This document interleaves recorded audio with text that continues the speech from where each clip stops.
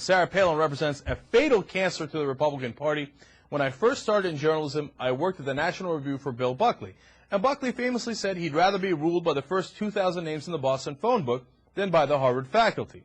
But he didn't think that those were the only two options. He thought it was important to have people on the conservative side who celebrated ideas, who celebrated learning. And his whole life was based on that. And that was also true for a lot of other conservatives in the Reagan era. Reagan had immense faith in the power of ideas. But there has been a counter, more populist tradition, which is not only to scorn liberal ideas, but to scorn ideas entirely. And I'm afraid that Sarah Palin has those prejudices. I think President Bush has those prejudices. So here's someone on the right side of the spectrum throwing up his hands and saying, come on, this is ridiculous. If we run a party based on no ideas, and, I mean, Reed, you just heard what he said. Basically, being proud to be idiots, then you're going to have a party full of idiots. That's what you're going to have. I mean, that's what you're asking to do, and that's what you're going to get. Be careful what you ask for. And then you're surprised to find out that you don't have any good ideas that the American people can rally behind. I mean, really, what's the idea that the McCain-Palin campaign is running on now? Think about it for a second. Here, I'll give you a second.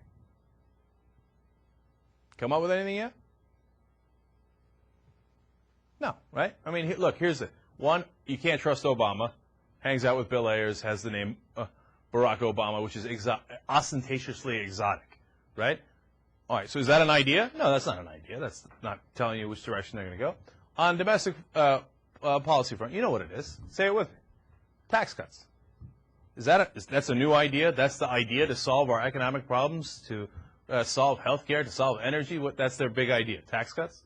No, now, McCain is proud when he says, no, I believe in global warming, and I believe we should do about 1/10 of what Obama says about global warming. Congratulations to you, but is that your idea? No. You're saying, I believe what Obama says, but I just want to do less of it. I hope you're really proud, right? Healthcare, he's going to spend $1.3 trillion. That's how much McCain's program costs. And you know how many extra people it covers? You know how we have 43 million uninsured in the country? It covers 5 more million. So that leaves 38 million uninsured. This is a dumb plan. You know what it's based on? Say it with me. Tax cuts. They're bankrupt, man. They're intellectually, ideologically bankrupt. And on foreign policy, what's his big plan? Yeah, don't talk to anybody. If you got to talk to them, talk through bombs. And, all right, so we come all the way back to General David Petraeus, who is giving a speech at the Heritage Foundation. And the Heritage Foundation is a conservative think tank.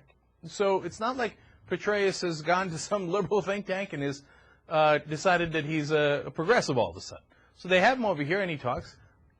Almost every single point he made was a point made by Barack Obama and disputed by John McCain in the debate on Tuesday. But much more important about what Petraeus said at the Heritage Foundation was, when they asked him, remember it's Heritage Foundation, conservative think tank, right? They're like, I mean, you should know Obama's so naive, right? Wants to talk to the enemies. Petraeus was like, no, of course you have to talk to your enemies. Preconditions, I don't know what you're talking about. He's like, look, you know how we got a better situation and less violence in Iraq? We went and talked to the insurgents. You know what the insurgents were doing before we started talking to them? Killing us. I mean, think about that for a second.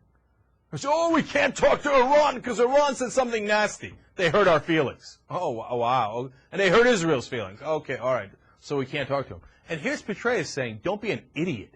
Of course you talk to your enemies. Who the hell else would you talk to? And these guys weren't hurting your feelings. They were blowing our limbs off. And we went and we made a deal with them. And that deal made it so much better, the level of violence in Iraq. So, you know, when McCain says, surge, he learned all the wrong lessons, man. The reason the surge worked, according to the guy who did the surge, General Petraeus, wasn't because we brought more troops in. That's part of it, if you ask General Petraeus. But that is not the core of it. The core of it, ironically, is exactly the opposite of what McCain is arguing. Because Petraeus went and talked to our enemies and struck a deal with them. On the core, if they have any foreign policy ideas at all, the Republican camp, it is that you don't talk to your enemies. And that idea could not be more wrong, even based on their own experience and the guy they brag about the most, General Petraeus. So how do you vote for this party? They got nothing, man. They got nothing but dirty attacks.